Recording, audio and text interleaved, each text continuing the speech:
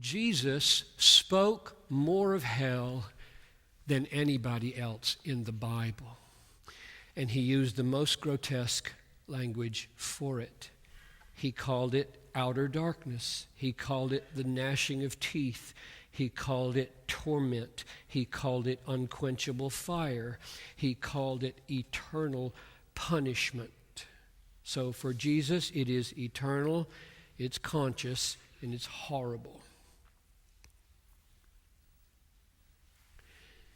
And the point I want to make as we close is that Jesus connects the most practical, earthy command to that.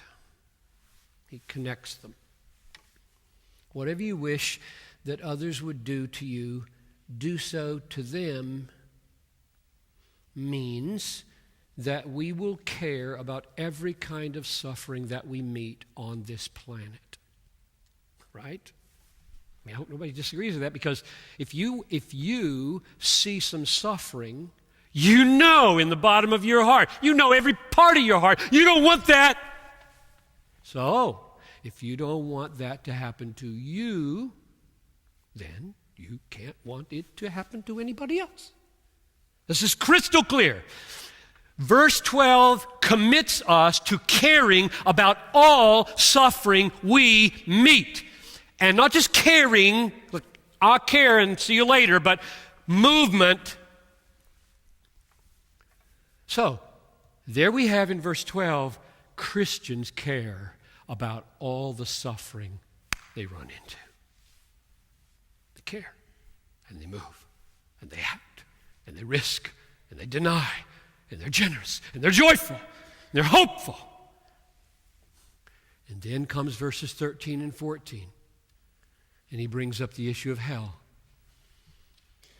and heaven, life and destruction.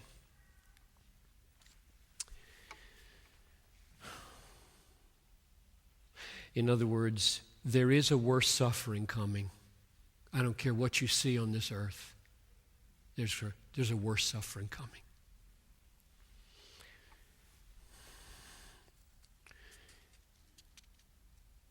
The suffering in this life is terrible, unspeakable, would make you throw up or scream and hit your head against a brick wall.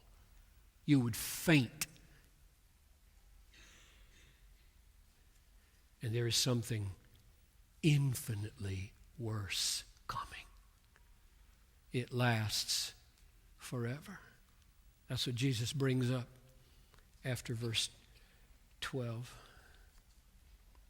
So I conclude, suffering in this world is terrible and limited, but suffering in the next world is terrible and eternal. Love sees it that way. Love sees it that way. Love is a realistic impulse. May your love increase with knowledge and all discernment, Paul prayed.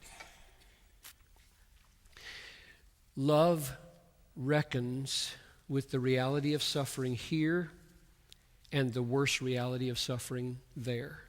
If love puts his head in the sand with regard to suffering here, it isn't love. If love puts its head in the sand with regard to suffering eternally, it isn't love.